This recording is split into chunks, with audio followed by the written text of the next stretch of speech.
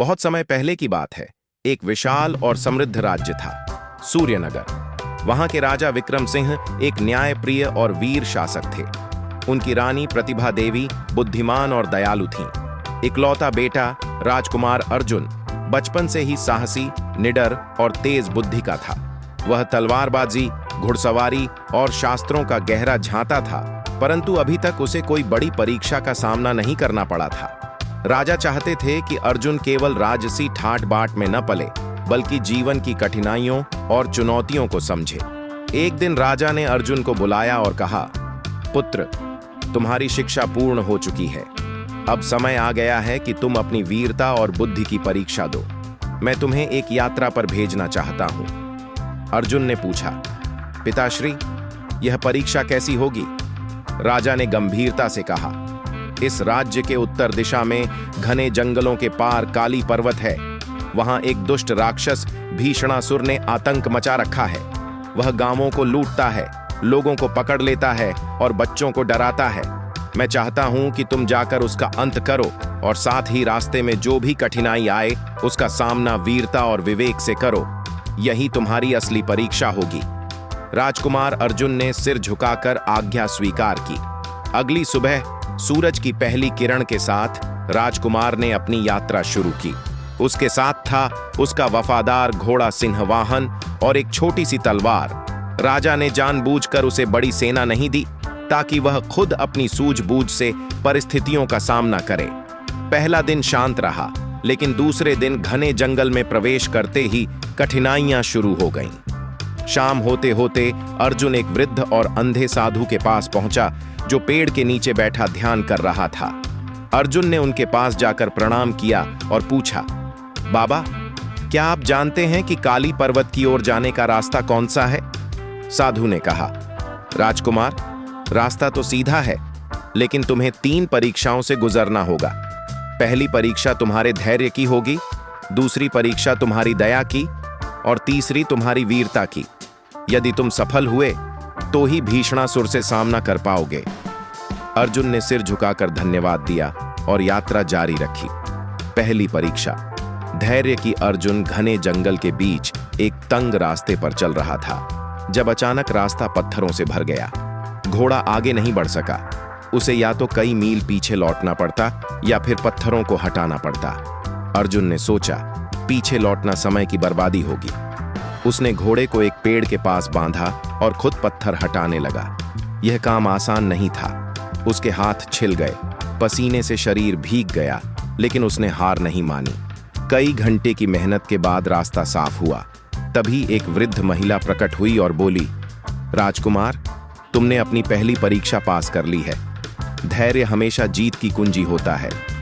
यह कहकर वह गायब हो गई। अर्जुन समझ गया कि वह कोई सामान्य स्त्री नहीं थी, बल्कि परीक्षा की देवी थी। दूसरी परीक्षा, दया की। अगले दिन अर्जुन एक जलाशय के पास पहुंचा। वहां उसने देखा कि एक घायल शेर कुएं में गिरा हुआ था और बुरी तरह दहाड़ रहा था। आसपास के लोग डर के मारे उसके पास नहीं जा रहे थे। अर्जुन ने एक लंबी रस्सी निकाली और शेर को बाहर निकालने की कोशिश करने लगा। एक बूढ़ा आदमी बोला, राजकुमार, यह शेर जंगली है, यह तुम्हें मार सकता है। लेकिन अर्जुन ने उत्तर दिया, दया उन्हीं पर दिखानी चाहिए जिनसे हमें भय हो। यदि हम भय के कारण मदद नहीं करें तो मानवता का क्या मूल्य रहेगा? कड़ी मशक्कत के बाद अर्जुन ने शेर को बाहर निकाला।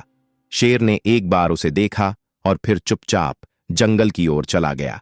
तभी आकाश से एक आवाज आई, राजकुमार, तुमने दूसरी परीक्षा भी सफलतापूर्वक पार की है।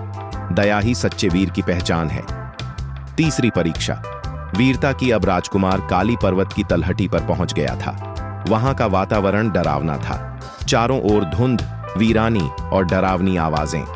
अचानक आकाश में बिजली चमकी और सामने प्रकट हुआ भीषणासुर, एक विशालकाय राक्षस जिसकी लाल आंखें क्रोध से जल रही थीं।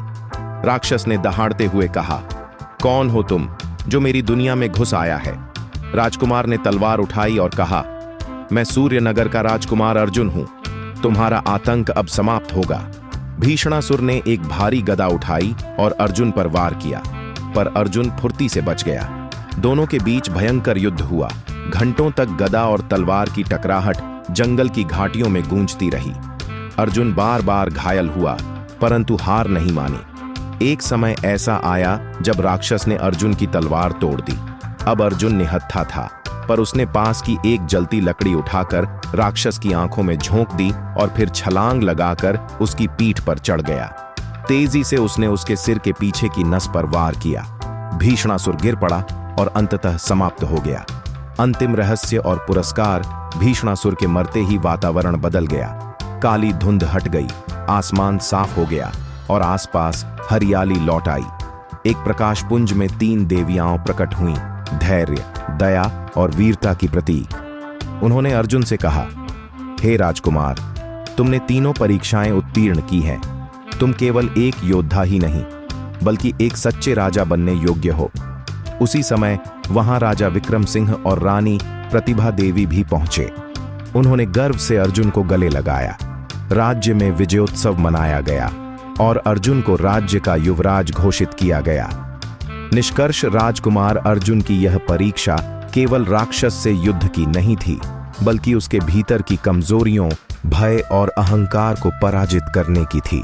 उसने सिद्ध किया कि एक सच्चा राजा वही होता है जिसमें धैर्य, दया और वीरता तीनों गुण हों। और इस प्रकार बहादुर राजकुमार अर्जुन की कथा आज भी सूर्यनगर में बच्चों को सुनाई जाती है, ताकि वे भी सीख सकें कि सच्ची बहादुरी केवल शस्त्र में नहीं, बल्कि चरित्र में होती है।